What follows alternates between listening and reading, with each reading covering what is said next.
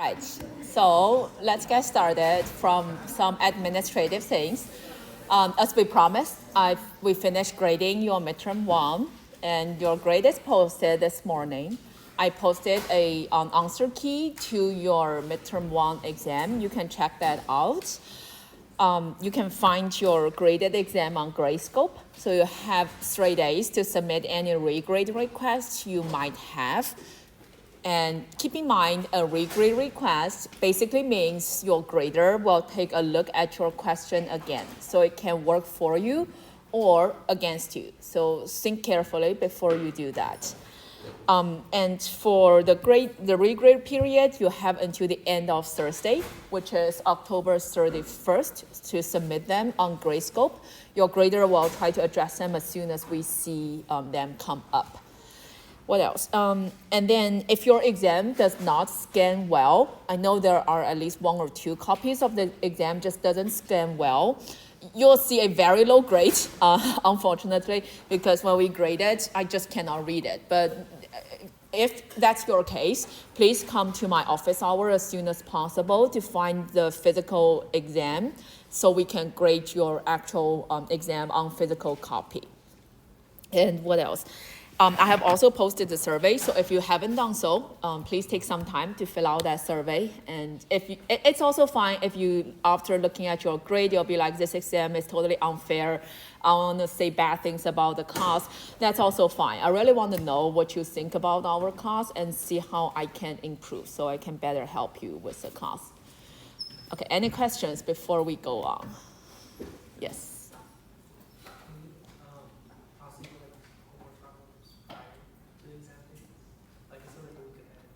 The discussion worksheet?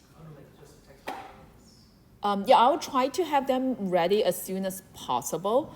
That's one thing I'm trying to update. Like after we finish every chapter, and then I'll post the recommended chapter end questions on BrewingLearn. That's one of the things on my to-do list. So yeah, leave those kind of comments on the BrewingLearn survey. I'll try my best to address them. Okay.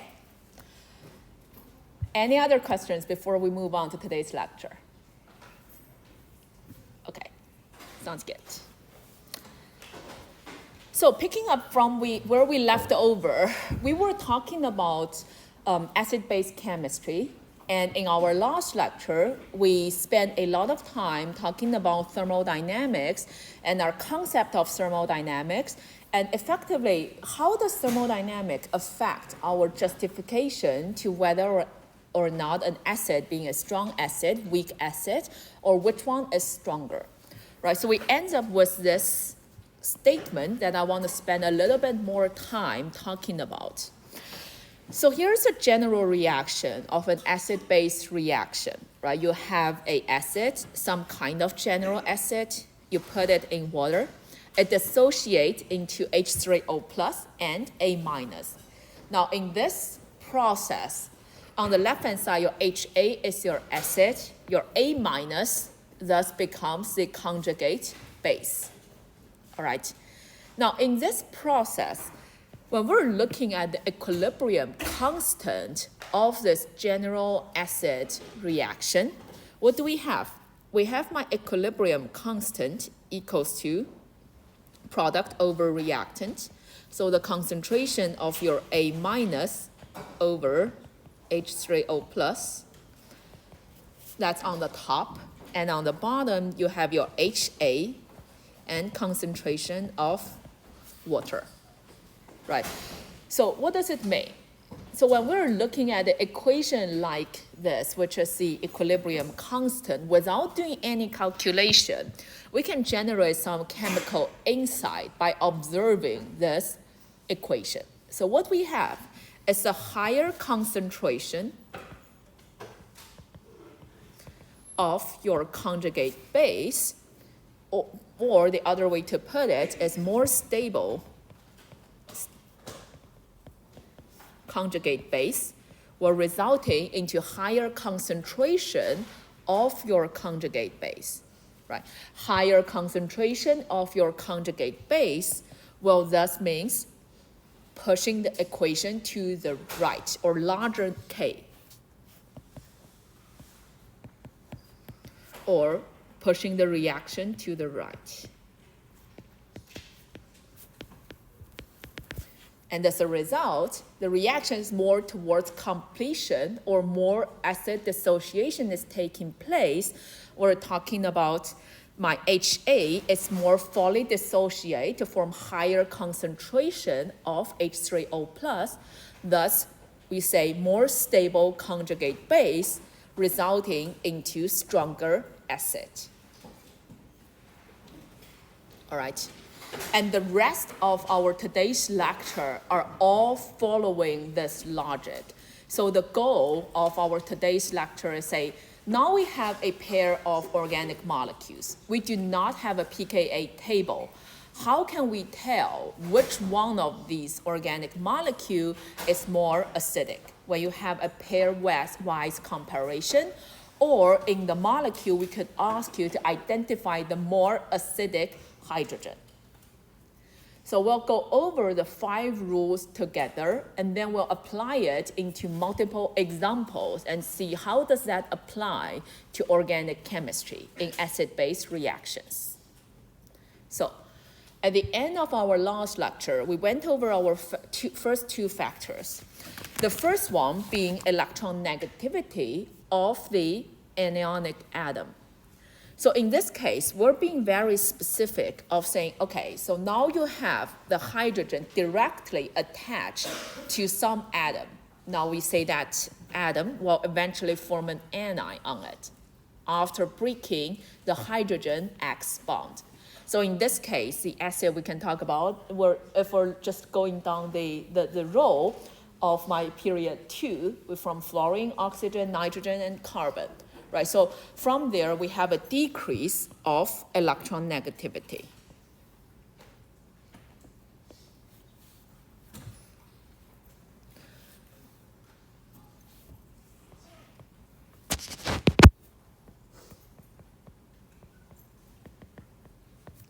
And because we have a decrease in electron negativity, we have a decrease in the stability of the conjugate base.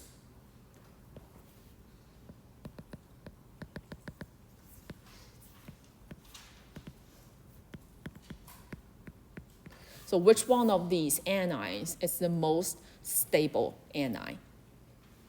Because an electron negative atom attracts electron to itself, it's better in stabilizing the anionic charge.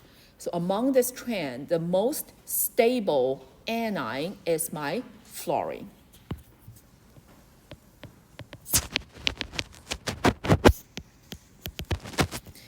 And my CH3 anion, or the carbanion, is the least stable anion. And consequently, using the logic we did before, right, more stable conjugate base, more acidic. So in this series, my HF is the most acidic molecule, while my CH4 is my least acidic.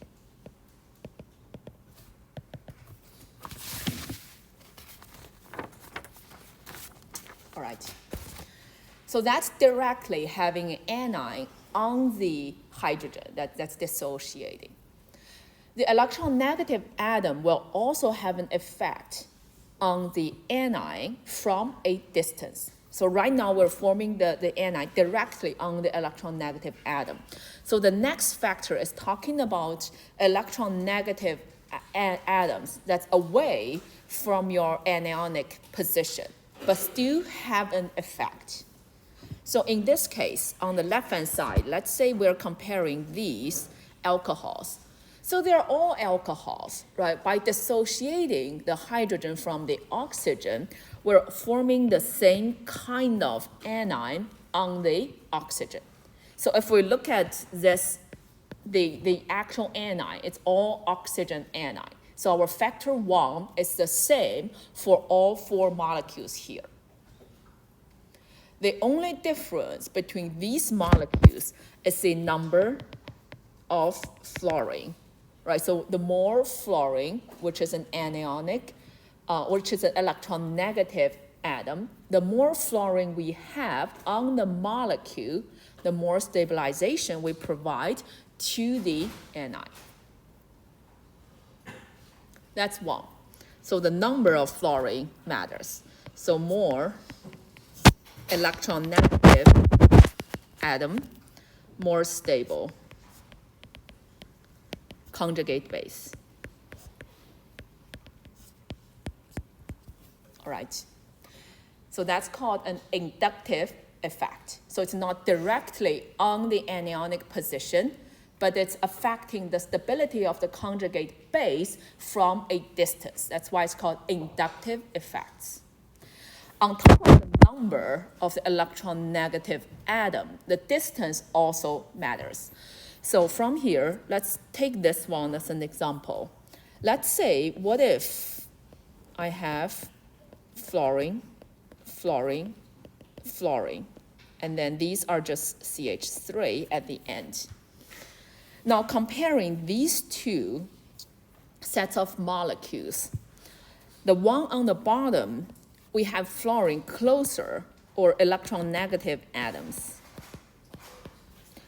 closer to the anion charge, or closer to the negative charge. So we're providing more stabilization of the of the oxygen anion through inductive effect when we have like fluorine atoms closer to the anion. All right, so the second factor, we're talking about electron negative atoms.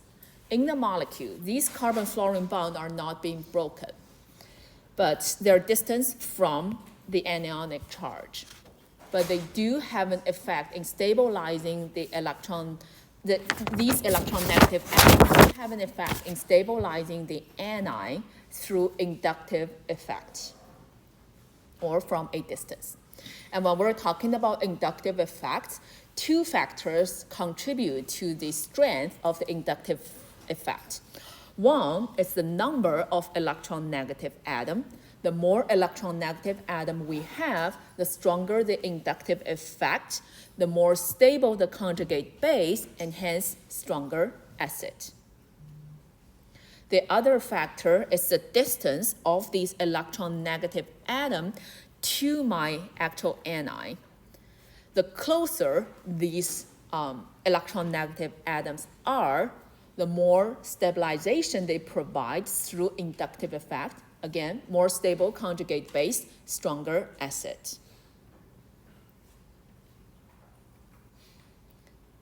Now keep in mind your inductive effect is typically a weaker effect comparing to the first one, which is a direct electron negativity on the atom. So this one is a weaker one. So what does that mean? So if we look at an example like this, let's say I have a CH3 that's attached to like a CF3. Or I have CH3 and a OH. And the question is, which of these hydrogen is more acidic? So the right one, despite not having any inductive effect, because we're forming the anionic charge on the oxygen, which is way more electron negative than carbon, this one is still more acidic than the CH3, even with the inductive effect. So that's rule number 2. All right, so we're talking about electron negativity atoms and their effect into acidity of the molecule. Yes? Will we ever have to deal with a scenario where there's less electronegative atoms but closer to the anion? Yeah, I'll try to eliminate any ambiguity like that. Okay. So it's going to be very clear to see like which one is more acidic in this case. Okay. Like we'll give you example like this, right? So in all cases, we have 3 electron negative atoms. One is clearly closer the other. Or you have like different numbers at the same position. Okay. But I do expect you to know that this one is more stronger than your rule number 2. All right, so that's our first 2 rules. And then we have our third rule. Now, as organic chemists, we care about carbon a lot. So in this case, thinking about hybridization, again, as a quick review on what is hybridization. So we went over hybridization a while ago, right? So we have sp3, hybridized atomic orbital. What does it mean? So sp3, hybridized atomic orbital consists of one s orbital and three p orbitals. Or the other way to put it, if we're talking about what we call S character, this one, sp3, we have 25% S characters. Among the four orbitals, right? So in each of the sp3 orbital, only 1/4 of it is an S atomic orbital. All right, what about sp? So sp consists one S atomic orbital and one p atomic orbital. And hence, if we ask you what is the percentage S character in a sp atomic orbital, and that is 50%, right? So that's the idea of S character. Basically counting like what percentage of this hybridized atomic orbital comes from my S atomic orbital. Now, why do we care about it? Thinking about the shape of my atomic orbital, my S atomic orbital is a spherical shape. This is not a very good sphere. So it's an actual like round and where your nuclei is. So in the S atomic orbitals, your electrons are closer to your nuclei. In comparison, if we're looking at p atomic orbitals, you have angular nodes around the center of the molecule. So in your p atomic orbitals, around the nuclei, you have less electron density. So alternatively, the other way to put it is if your hybridized atomic orbital has more S character, the electrons in that hybridized atomic orbital will locate closer to your nuclei. All right? Or the other way to put it, your electrons are closer to the nuclei. You can also link that to the concept of electron negativity. So more S character on your hybridized atomic orbital, the more electron negative that atom is. So apply it into what we care about, which is finding the acidity of different organic molecules. Now thinking about all like CH, all CH compound, you have alkene, single bond, alkene, double bond, and alkyne with triple bonds. Now the dissociation of each of the hydrogen from these molecules, from ethene, and acetylene, were forming the set of conjugate base. Right, so in here, if we're looking at the hybridization of each carbon in my conjugate base, what are their hybridization? In the first one is sp3. Second one, we have 1, 2, 3, sp2, and sp hybridized. All right, we're assigning the hybridization of the carbon on which the anionic charge lies on. All right, so in here, what else do we know? Now we know if this hybridized atomic orbital has more S character, we're saying that hybridized carbon atom is more electron negative with electrons closer to the nuclei. So in this series, what do we have is that my sp carbon has the highest S character and thus most stable conjugate base.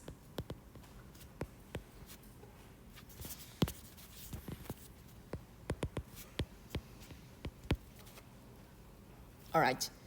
So again, when we're talking about hybridization, this is a little bit like using the electron negativity trend, which is our first trend. But now in this case, instead of looking at different atoms, we're looking at the same atom with different hybridization. More S character in that hybridized carbon, the more acidic that carbon is. So that's why later on when we talk about alkyne chemistry, we will start to say, okay, so the hydrogen attached to a acetylene or the acetylene hydrogen or the hydrogen next to a carbon-carbon triple bond is a pretty acidic hydrogen. That's where it comes from. Because the carbon is a sp hybridized carbon, it's a more electron negative carbon comparing to your sp2 or your sp straight carbon. All right, so this trend is sort of like an extension of your trend number 1. But in this case, instead of using different electron negative atom on the periodic table, we're talking about the same element, different hybridization. So far, so good? All right, next up. Factor number 4 is a, you can think about this as like an exception to your rule number 1, which is a little bit ambiguity. So I want to make sure I go over this slowly. So the size of the atom also matters. So when we're talking about the size of the atom, what we're saying is that larger atom will have weaker bond dissociation energy.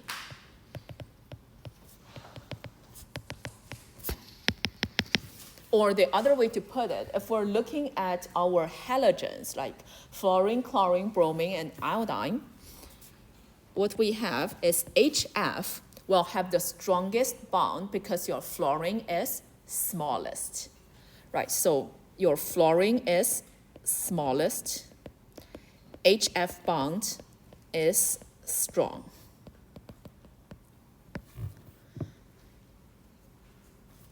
And as a result, because your HF bond is strong, it's harder to break that HF bond. Your HF acidity will be smaller than HCl, smaller than HBr, smaller than HI.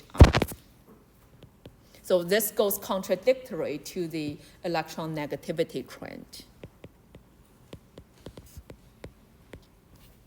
So for the purpose of this class, this basically tells you whenever you see the acidity of your halogens, keep in mind that the size of your atom also matters.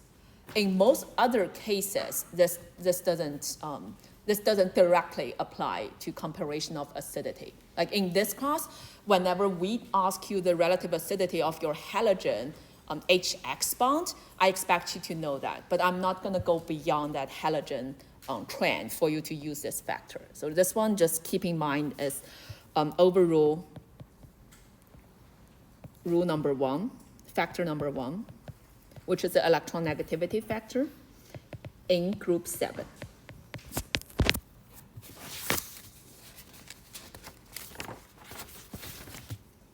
So far, so good? Okay, and then moves to organic chemistry, which is a huge connection to what we discussed before. So in our previous discussion, we were always talking about drawing resonance structures of these Lewis dot diagrams and know how to draw the resonance structure, and we discussed why resonance provides stability to your active species, right? So we went over the allylic example of resonance stabilization actually comes from the delocalized pi molecular orbitals. So the last factor is what we called resonance stabilization. So again, where do we start? We start by talking about more stable conjugate base will give us a stronger acid. All right, so in this case, the anionic charge we form on the conjugate base may or may not be stabilized by resonance structures. And knowing how to draw those resonance structures will give us a way to justify whether or not a conjugate base is more stable. So we'll do this part with multiple examples together. Let's say it once. let's imagine we have a general comparison between a carboxylic acid versus an alcohol. Now, the carboxylic acid is called an acid. Obviously, it's more acidic than an alcohol, but why it is the case? Now, we write out the general format of a carboxylic acid that looks like R. R is some kind of alkyl group attached to a carbonyl oxygen with OH. That's a general format for your carboxylic acid. Likewise, you can also have, let me do it vertical way. You have R attached to a OH, so that's your alcohol.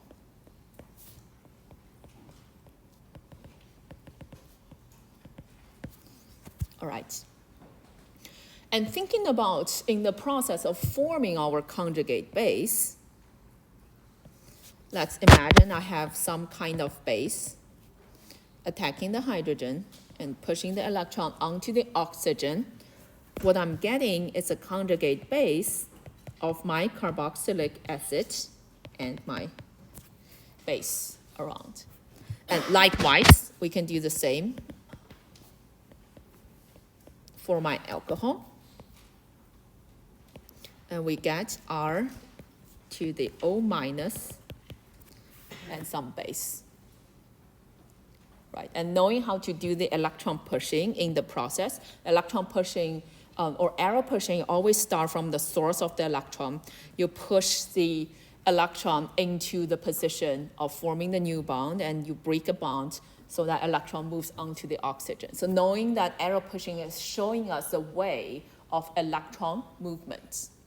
Now in here, comparing these two structures, on the top one, obviously we can draw resonance structures from the top one. Right, so you can push the electron like this, and we can draw resonance structures as O minus and oxygen. And on the bottom, we do not have a way to do the arrow pushing, because this one imagine this one being a CH3 group, like you cannot push the electrons anywhere, but without breaking any chemical bond. So in resonance structures, remember, we're only moving electrons around. You can't move even a hydrogen atom. So we're not breaking any real chemical bond. We're just moving the electrons. So in this case, you can never draw a resonance structure. All right. So which one of them is the more stable conjugate base? Now, obviously, on the top, this one is the more stable conjugate base.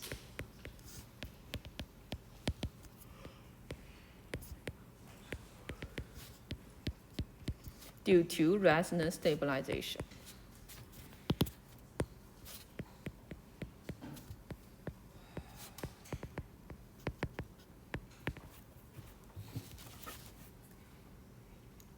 Yes. So does the stability have to do with the number of resonance structures? We're getting there. Okay. And let's do this one more time with a molecule that's that's also acidic. So in this case, we're dealing with two different functional groups. You'll be like, okay, so we know that carboxylic acid is more acidic than an alcohol. What if we have two different kind of alcohol? Now let's think about a phenol with an ethanol. So first of all, write out the structure of a phenol. So a phenol is a benzene ring with a OH. And then an ethanol, it's just your ethyl group attached to a OH. Now first thing first, whenever we're comparing the acidity of two molecules, first thing is to draw the conjugate base.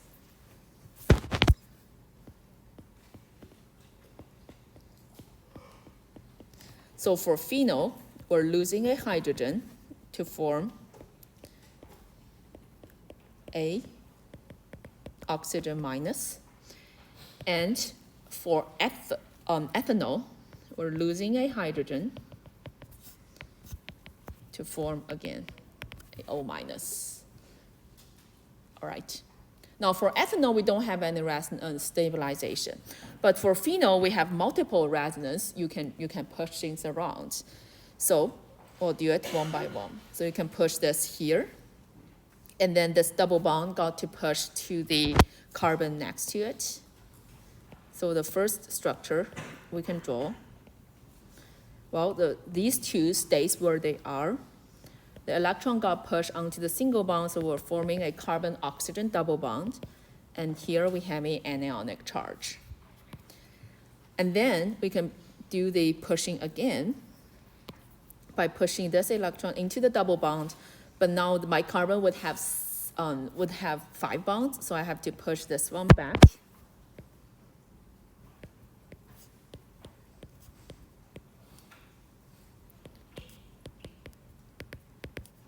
And you have an anionic charge. Likewise, we can do it again.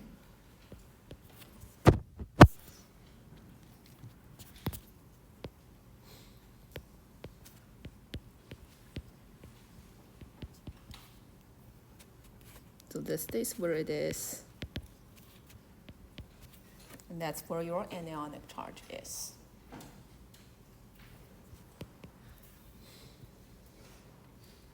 Right.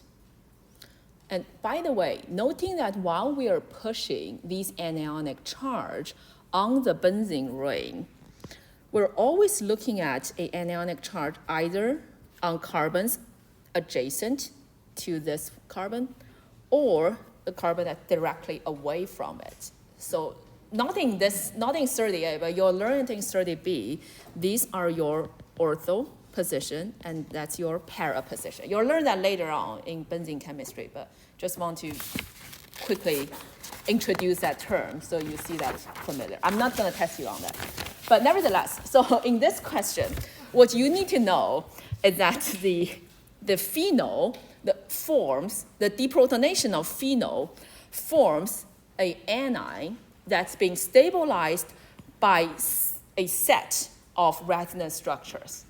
All right, so because this conjugate base is being so stabilized from resonance structures, my phenol OH is a largely acidic hydrogen. All right, and in this case, if we're comparing this one with, for example, something with only one pair of resonance, then your phenol is even more stable. So far, we went over 5 different factors contributing to acidity of organic molecules, right? So electron negativity, and then you have inductive effect, and then hybridization, size of the atom that applies mostly to halogens, and also resonance stabilization. And now let's take everything together and do some example questions together, all right? But before I do that, any questions before we go on?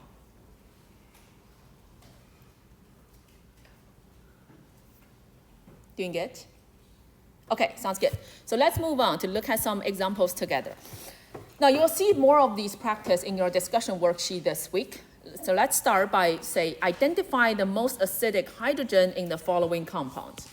Let's say first draw the conjugate base, show any resonance that's available, and think about the factors, like which of these conjugate base is more stable, and thus which one of them is more acidic. So in this question, we're talking about in this molecule, which one of the hydrogen is the most acidic hydrogen? That's why I forgot to delete the answer key, but you get it, right? So this one is one of the hydrogen. You have an OH group, and then you have a bunch of hydrogens on your arrow ring. So among this OH group, with all these arrow ring, using our factor number 1, it's quite obvious this hydrogen on the carboxylic acid is more acidic comparing to any of the hydrogens on the arrow ring. And why it is the case? Well, first of all, your oxygen is more electron negative than carbon. And secondly, upon formation of the conjugate base of my carboxylic acid is also stabilized due to resonance. So So the first one, I already give you the answer. Second one, looking at this molecule here, it's all carbon and hydrogen. It's asking you to identify what is the most acidic hydrogen. Again, let's look at how many different kind of hydrogens do we have. So I'm just gonna draw in all the hydrogens in here. Now, what's the difference between these hydrogens? Care to make a guess? What's the difference between these hydrogens? They're attached to carbon with different hybridization, right? So that's our factor number 3. Now, my carbon here, that's very big. So my carbon here is a sp hybridized carbon. These two are my sp2 hybridized carbon. This one is my sp3 hybridized carbon. You see, that's why we did all the practice of quickly identifying how many sp, sp2, sp3 carbon are there in your molecule. Because later on, it will come to make a difference. So in this question, which one of these hydrogen is most acidic? It's the one attached to your sp3 carbon, which is this one, right? And we can always write out the conjugate base by deprotonation.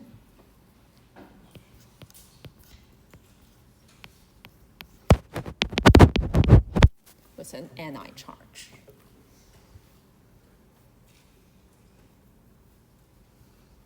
All right. The next one is a slightly harder question. Now, this one, again, the question asks you which hydrogen is the most acidic hydrogen in this molecule. For this question, always the first step, well, let's just write out all the hydrogen and see how many different kind of hydrogens do we have. So in the middle, I have 2 hydrogens. And then at the end, I have a CH3 on each hydrogen, on each carbon, each terminal carbon.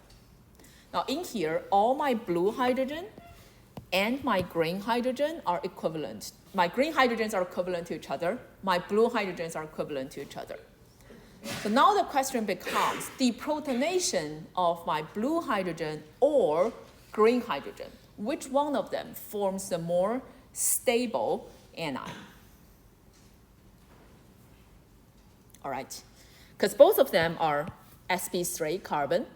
Both of them are the same carbon atom, so the factor number 1, 2, 3, 4 doesn't work. So we have to look at resonance. So in this case, we want to first write out, okay, so let's say I'm deprotonating one of my green hydrogen. What are we forming here? So what are we forming is, well, we're deprotonating one of it, and we have a CH2 anion. And we can push the electrons to draw resonance structures. Like in this one, we can push it here and here. So the resonance structures we can draw as well. This one stays here. You have a oxygen and a double bonded CH2. We cannot further push it because here you have like 2 hydrogens attached to that carbon. Whatever we do, we'll be forming 5 bonds with the carbon. So our resonance have to stop here. And I have an anion charge on my oxygen. All right. So this one, the deprotonation of my green hydrogen forms a conjugate base that looks to be stabilized. And what about the blue one? Let's look at the blue one. So if we're deprotonating a blue hydrogen, which is the middle one, again, we're forming a anionic species.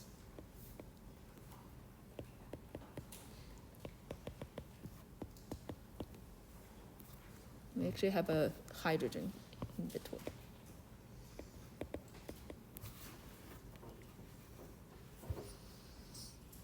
So now in here, in this molecule, we have 2 ways to push that anionic charge and form stabilizing resonance structures. Like we can push it to the right oxygen to form oxygen and carbon-carbon double bonds, negative on the oxygen, CH3. Or alternatively, we could push it to the left and getting oxygen.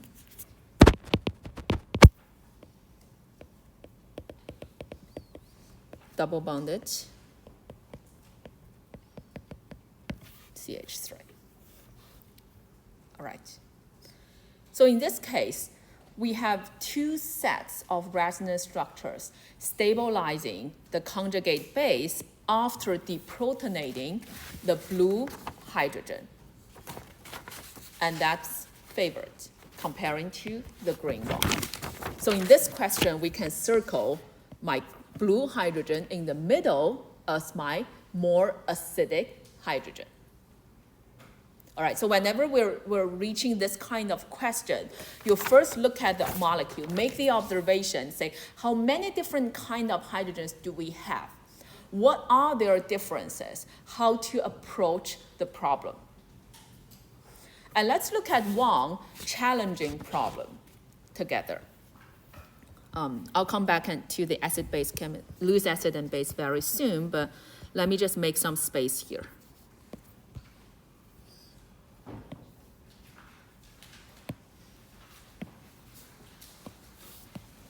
Okay. So now thinking about this question, imagine you have a molecule looking like this, like a diene. And in here, we have two CH3 groups.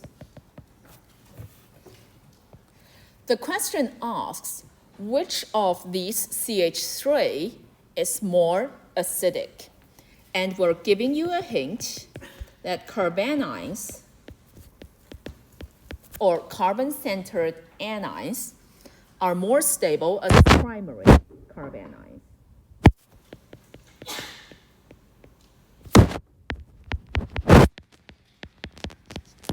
So primary carbanions are more stable than secondary carbanions than tertiary carbanions. That's a hint.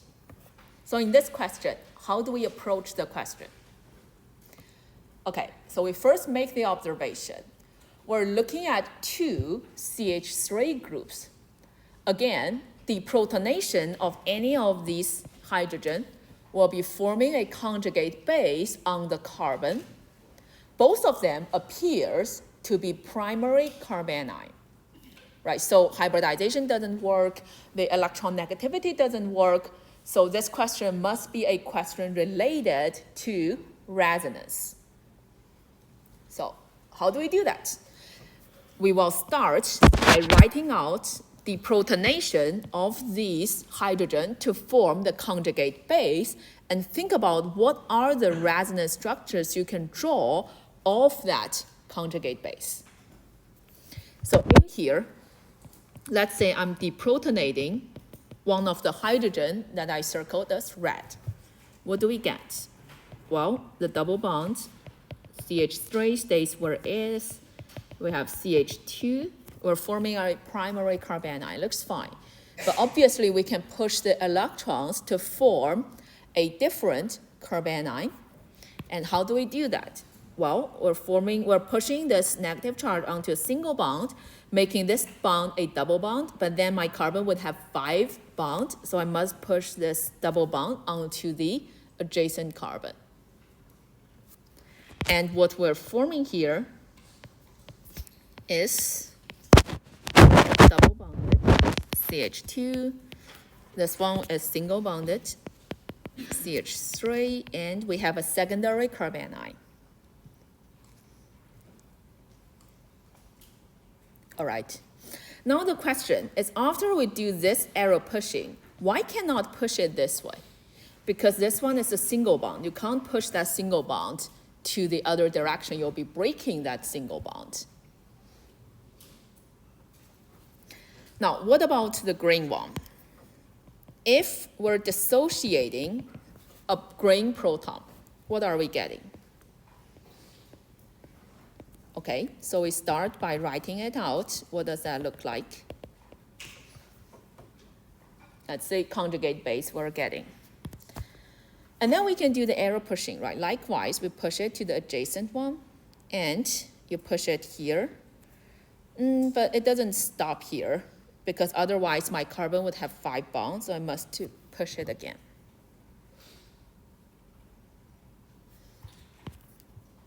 And that resonance structure would be CH3, CH2 double bonded, this one double bonded, and you have a CH2 at the end, which is also a primary carbanion.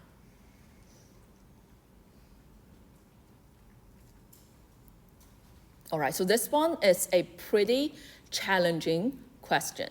We're not talking about different number of resonance structures. We're talking about the nature of these resonance structures. This one is a secondary carbanion. This one is a primary carbanion. And in the hint, we're giving you that primary carbanions are more stable.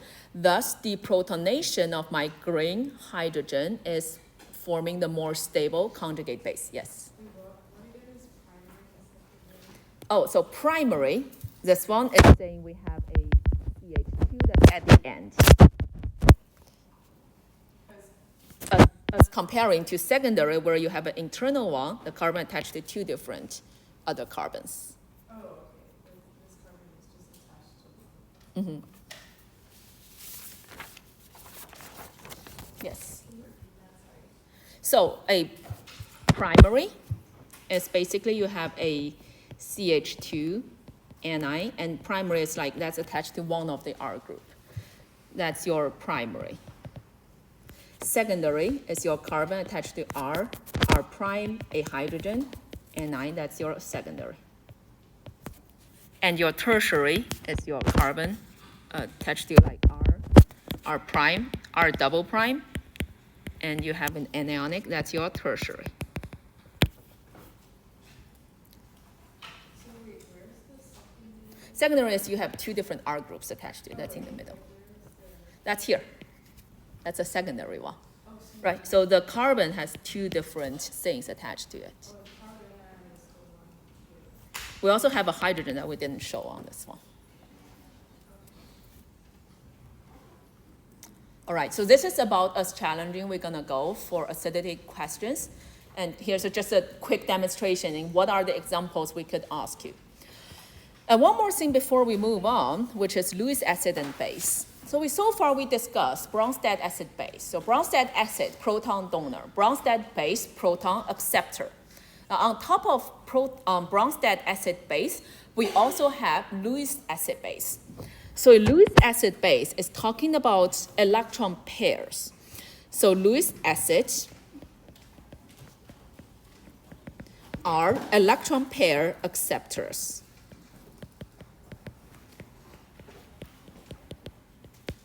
Like, for example, BF3, your boron only has 3 valence electrons, so your BF3 naturally have a empty p orbital that can accept electrons.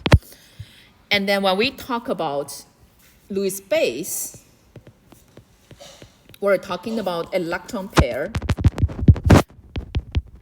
donors. All right, so electron pair can come from lone pair of a molecule or can come from pi electrons. So typically, a Lewis acid molecule will always be an electrophilic molecule because it's accepting electrons. Now, Lewis base typically act as nucleophiles.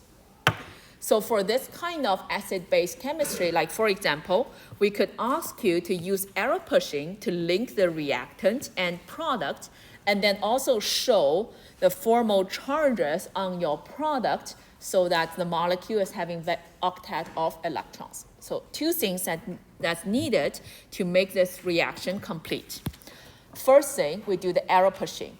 The arrow pushing, the arrow starts from the nucleophile to the electron file, or start from electron pair, go to the electron pair acceptor, or from Lewis base to Lewis acid, same way. Now in this case, it's attacking from the oxygen lone pair onto the boron, which is electrophilic. And in the product, now we have to add formal charges so that we're fulfilling the octet rule. So my boron is having one more electron than it wants, so it has a negative charge. And your oxygen is having one less electron than it wants, so it has a positive formal charge.